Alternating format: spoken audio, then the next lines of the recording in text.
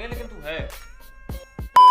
तो भाई कौन कह रहा था कि आईपीएल में इस बार मजा नहीं आ रहा है? अरे यार स्क्रिप्ट राइटर हुआ बहुत बिजी था, क्योंकि पाकिस्तान को चूना इतना बड़ा लगाया है, चैंपियंस ट्रॉफी में इतना ज्यादा प्रॉफिट कमाया, उसको गिनने में भी तो टाइम लगता है। ये गरीब अब the original the greatest script writer of the world आ चुके हैं वापस। अब जैसे ही लोग कह रहे थे आईपीएल में मजा नहीं आ रहा है यार, बार बार 200-300 बने जा रहे हैं, पिच बहुत ही ज्यादा सपाट हुई जा रही है, कहीं एसआरएच, कहीं जीटी, कहीं पंजाब बहुत ही बुरी तरह मारे जा रहे हैं, जैसे जैसा वापस आए सारी अपील सुन ली। और स्क्रिप्ट इतनी जल्दी जल्दी में इतनी बुरी तरीके से चेंज की गई है कि यही भूल गया कि इससे पकड़ा भी जाया जा सकता है। पकड़े तो वो जाते हैं जो छुपते हैं, ये बात तो हर जगह फेमस है कि स्क्रिप्ट राइटर तो अकेले जैसा ही है।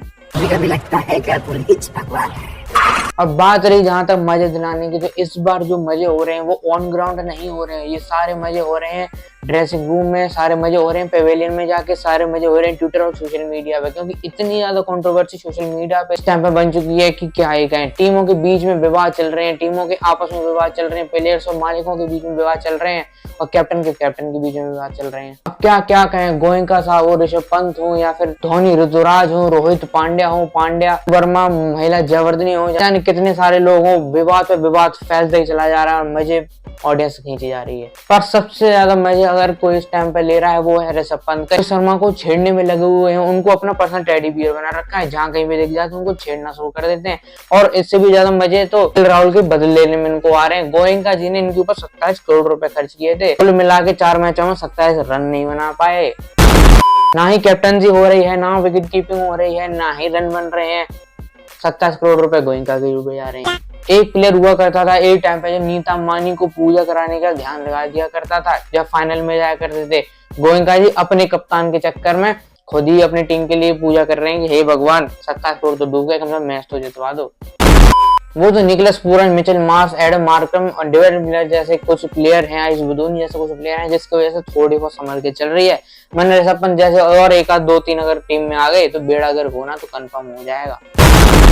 और मजे यही नहीं रुक रहे, मजे हर जगह चल रहे हैं। ड्रेसिंग रूम, चाहे वो मुंबई इंडियंस का हो या फिर सीएसके का। मुंबई इंडियंस की बात करें तो जैसे मैंने बताया कि गुदगुदी करने ऋषभ पंत पहुंच गए थे, जी हाँ गुदगुदी करने गए थे, पर ये गुदगुदी वायरल नहीं हुई, वायरल होगी उनकी जो बात कर रहे थे वो जहीर खान से कि मुझे जितना करना था मैं कर चुका, अब मुझे करने की कोई जरूरत नहीं है। यहाँ से सीधा सीधा पता चल रहा था कि पिछले साल खटास अभी भी पूरी तरीके से खत्म नहीं हुई है ड्रेसिंग रूम में।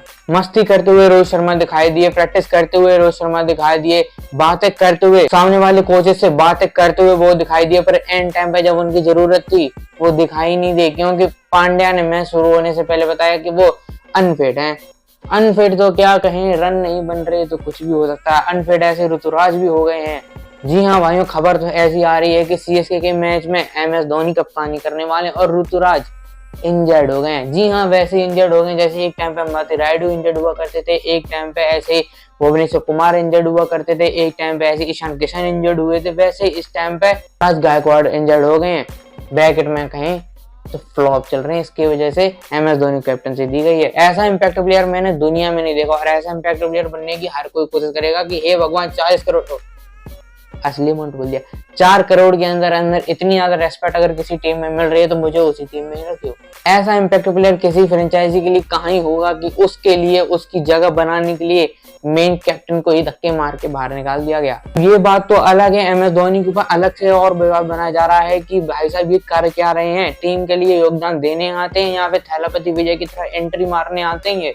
इनका नाम थैला रख दिया गया तो ये अपने आप को थैलावर रजनीकांत तो थैलापति विजय के बराबर ही समझ रहे हैं।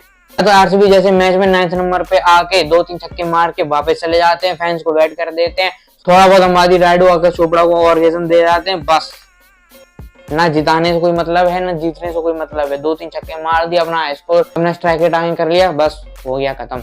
और बाय चांस अगर जल्दी आ जाए तो कुछ एक आध ऐसे बॉलर मिल जाते हैं जो आउट करके चले जाते, फिर और नेगेटिव में चला जाता है। जी हाँ, क्योंकि इस टाइम पे बहुत ही ज्यादा विवाद ये एमएस धोनी के ऊपर बना हुआ था कि ये बहुत ही ज्यादा नीचे आते, बहुत ही ज्यादा खराब पोजीशन पे आते, जब इन्हें आना चाहिए, जब टीम को सही में जरूरत हो इनकी, ये तब आते हैं जब टीम ऑलमोस्ट हार चुकी होती, जैसे कि आरसीबी की टाइम पे आई थी जब ऑलमोस्ट टीम हार चुकी थी, 100 से भी ज्यादा रन चाहिए थे, और जब एंड हुई पूरी इनिंग सीएसके की सीएसके की तब सबसे ज्यादा स्ट्राइक रेट और सबसे ज्यादा रन MS धोनी की थे, तो सब लोग यही कह रहे थे कि भैया पहले ही आ जाते, कसम टीम जीत तो जाती। तो आपको मालूम था कि मैं अच्छा खेल सकता हूँ, तो अश्विन अन्ना को सामने भेजना अड़के वाली बात नहीं। माना अश्विन अन्ना अकेले ऐसे दुनिया में एक ऐसे बैटर हैं जो फर्स्ट पोजीशन से लेकर लास्ट की पोजीशन तक सब पोजीशन में खेले हुए हैं, वो भी MS धोनी की बदौलत ही खेले हुए हैं। पर जरूरी थोड़ी ना कि अपने से ऐसे पोजीशन पे पहले भेज दो यहाँ पे टीम के बेड़ा कर लगे हूँ।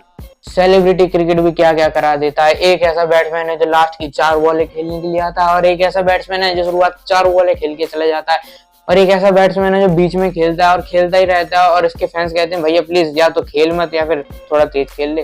और अगर बात करें रोहित शर्मा की, तो भाई रोहित शर्मा का जो टाइम पे चल रहा है वो किसी को समझ में नहीं आ रहा। हाल ही में चैंपियंस ट्रॉफी हुई थी, वहां पे सबसे ज्यादा रन बनाने वाले रोहित शर्मा थे, पर वहीं पे जैसे ही IPL आने वाला होता है बेड़ा गर्क हो जाता है। और ये अभी से नहीं, कई टाइम से चल रहा है। ये वर्ल्ड कप में रन बना जाते हैं, ये चैंपियंस ट्रॉफी में रन बना जाते हैं, टेस्ट में रन बना जाते हैं, ऑस्ट्रेलिया में जाकर रन बना देते हैं, इंग्लैंड में जाकर रन बना देते हैं, पर जैसे मूवमेंट इंडियंस की जर्सी पहनते हैं पता नहीं रन कहाँ चले जाते हैं। इतने साल से कैप्टनसी थी और कैप्टनसी में जिता रहे थे, तो कम से कम नीता अंबानी खुश तो थी। अब तो कैप्टनसी भी हार्दिक पांड्या को दे दी, अब तो रखने का कोई सवाल नहीं बचता, अब हटा भी नहीं सकते क्योंकि गाली वैसे ही पड़ने लगेंगी। और वही हुआ, विल जैक्स को खिलाया है रोहित शर्मा की जगह पे, और जैसे ही खबर आई कि रोहित शर्मा इस बार नहीं खेल रहे इस मैच में, बहुत प्यारी बातें की गई पूरी मूवमेंट के बारे में। चल ये तो छोड़ो, मैच अच्छा खासा चल रहा था, हार्दिक पांड्या बहुत ही अच्छी ज्यादा बॉलिंग कर रहे थे, 5 विकेट ले चुके थे, बहुत ही बढ़िया बैटिंग कर रहे थे, फिर एंड में फिर विवाद बन गया। महिला जयवर्धने श्रीलंका के एक बैटर, बहुत ही ज्यादा अच्छे, बहुत ही रेस्पेक्टफुल कल के मैच से पहले ही थे मुंबई इंडियंस के फैंस की नजरों में, क्योंकि जो मैच में डिसीजन लिया था उसके वजह से आज भी कई सारे फैंस इनको महिला की गालियां दे रहे हैं। क्योंकि बात यह थी कि तिलक वर्मा बहुत ज्यादा स्लो खेल रहे थे लखनऊ के खिलाफ और बहुत ज्यादा धीमी गति से रन बना रहे थे, और एंड टाइम पे आगे महिला जयवर्धने ने उनको रिटायर्ड हड करवा दिया, बाहर बुला दिया, उनकी जगह पे मिचेल सेंटनर को भेज दिया। ये वही हो गया, शक्तिमान की जगह गंगाधर को इन्वाइट किया गया है दुनिया को बचाने के लिए, और वो भी ऐसी दुनिया को बचाने वाली टीम जो दुनिया को हिलाने का वादा करती है, खुद ही की टीम नहीं बचा पाई।